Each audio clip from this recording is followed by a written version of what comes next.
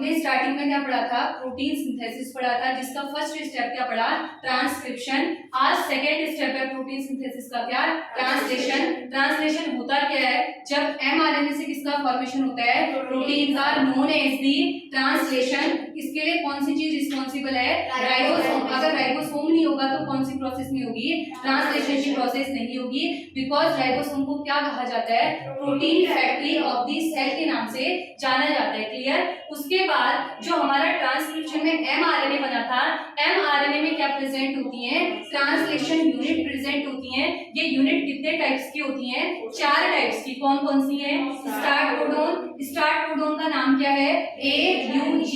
दूसरा होता है region coding for polypeptide chain. यहाँ पे वाले रीजन में क्या बनती है, हमारी पॉलीपेप्टाइड की चेन बनती है। तीसरा वाला रीजन होता है स्टॉप कोडोन। उनके नाम क्या क्या है, UAA, UAG। थर्ड है UGA।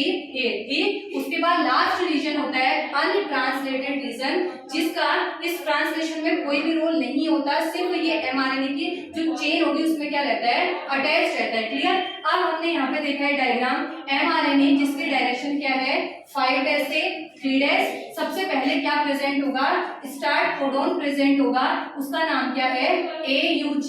ठीक। सेंटर में क्या बनता है, प्रॉपर पॉलीपेप्टाइड की चेन बनती है, और लास्ट में क्या प्रेजेंट होते हैं, स्टॉप कोडोन, जो इस प्रोसेस को क्या कर देते हैं, स्टॉप कर देते हैं। क्लियर। अब इसको समझने से पहले हमें क्या समझना होगा, राइबोसोम को। राइबोसोम जो हमारी ट्रांसलेशन की प्रोसेस चल रही है, कहाँ चल रही है, सेल के साइटोप्लाज्म में। सेल के साइटोप्लाज्म में क्या मिलता है, राइबोसोम। राइबोसोम कितनी यूनिट से मिलकर बना होता है, 2।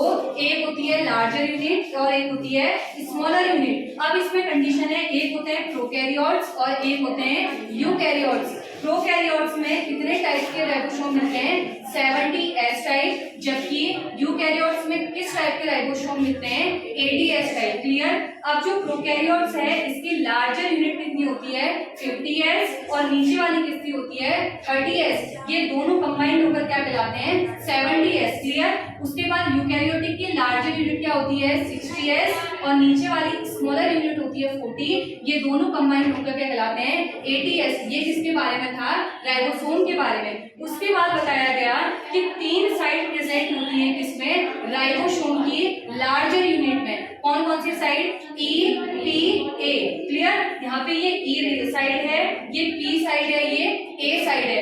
अब क्या होता है, जब ट्रांसलेशन की प्रोसेस चलती है कंप्लीट, तो translation is completed with the 3 step. कौन कौन से स्टेप है वो, इनिशिएशन, इलॉन्गेशन और टर्मिनेशन। इनिशिएशन में होता क्या है, इनिशिएशन कंप्लीटेड इनटू 2 स्टेप। कौन कौन से स्टेप है वो, एक्टिवेशन ऑफ अमीनो एसिड, दूसरा है transfer of amino acids to the tRNA। अब सबसे पहला स्टेप देखिए, यहाँ पर क्या प्रेजेंट होता है, साइटोप्लाज्म। साइटोप्लाज्म में क्या प्रेजेंट होंगे, अमीनो एसिड्स। क्लियर। होता क्या है, अमीनो एसिड साइटोप्लाज्म में प्रेजेंट होते हैं, और इसी साइटोप्लाज्म में क्या प्रेजेंट होते हैं, एंजाइम्स प्रेजेंट होते हैं। तो क्या होता है, ये amino acid with the help of ATP की प्रेजेंस में क्या करता है, एंजाइम से क्या हो जाएगा, अटैच हो जाएगा।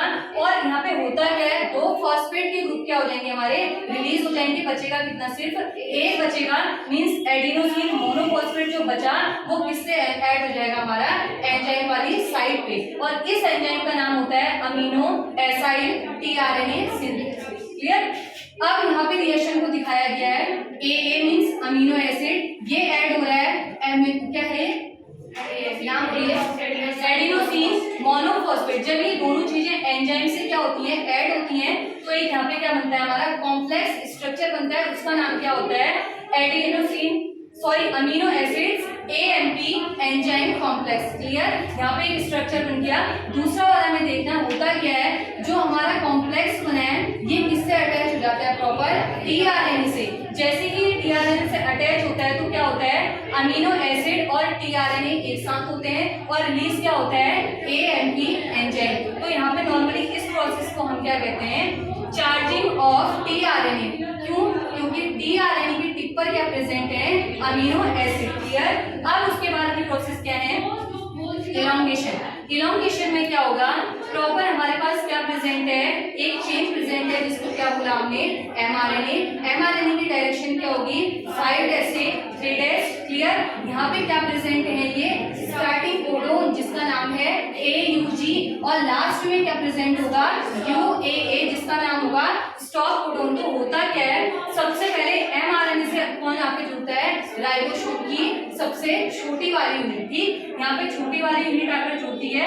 उसके बाद नेक्स्ट स्टेप में क्या होता है, ये प्रॉपर एमआरएनए है जिसकी डायरेक्शन क्या है, 5' से 3'। यहाँ पे क्या प्रेजेंट रहते हैं, ये सीक्वेंस प्रेजेंट है। क्लियर। तो होता क्या है, इस छोटी वाली यूनिट से आकर क्या जुड़ जाता है, टीआरएनए जो ऊपर बना था, और इस टीआरएनए के अपर साइड में क्या प्रेजेंट है, अमीनो एसिड। ठीक, थर्ड स्टेप में क्या होता है, ये एमआरएनए की प्रॉपर क्या है, चेन है जिसकी डायरेक्शन है 5' से 3'। स्टार्टिंग में प्रेजेंट होता है क्या, स्टार्ट कोडोन, और एंडिंग में प्रेजेंट होगा क्या, स्टॉप कोडोन। स्टार्टिंग कोडोन का नाम क्या है, AUG, स्टॉप का नाम क्या होगा, UAA। क्लियर। तो अभी तक हमारी स्मॉलर यूनिट जुड़ी थी, इसके ऊपर एक लार्ज सब यूनिट जुड़ती है जिसमें कितनी साइड प्रेजेंट है, 3। इसका नाम क्या है, EPA।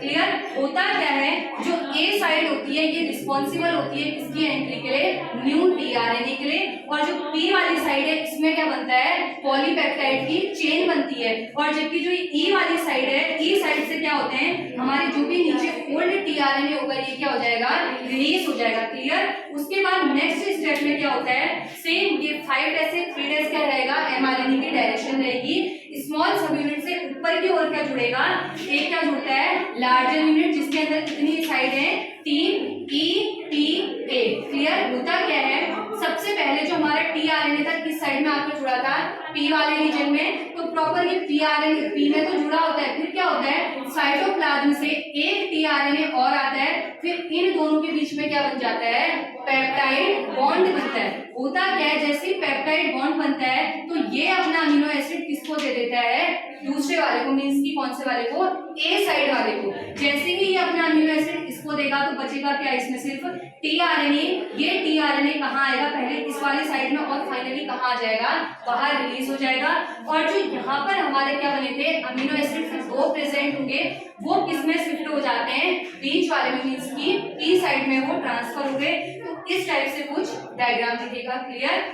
फाइनली क्या होता है, फाइनली है आपकी डायरेक्शन 5' से 3', और प्रॉपर सेंटर वाले रीजन पर क्या बन जाती है, पॉलीपेप्टाइड की चेन, और साइड दोनों क्या हो गई हमारी खाली। क्लियर। तो जैसे ही पॉलीपेप्टाइड की चेन बनती है, हमें इसको क्या करना होता है, रिलीज, क्योंकि पॉलीपेप्टाइड की जो चेन बनी है उसमें क्या प्रेजेंट है, अमीनो एसिड्स, और यही अमीनो एसिड किसका फॉर्मेशन करेंगे, प्रोटीन्स का। क्लियर। तो इस वाले रीजन से आकर क्या जुड़ता है, रिलीजिंग फैक्टर। जैसे ही releasing factor stop codon means की UAA के पास आता है, तो ये जो हमारी क्या होती है, पॉलीपेप्टाइड की चेन बनी थी, ये चेन अपने वाले पोर्शन या रीजन को छोड़कर कहाँ आ जाती है, प्रॉपर बाहर की ओर आ जाती है। और इसमें क्या प्रेजेंट है, अमीनो एसिड्स, जो क्या होते हैं, प्रॉपर एक चेन में प्रेजेंट है।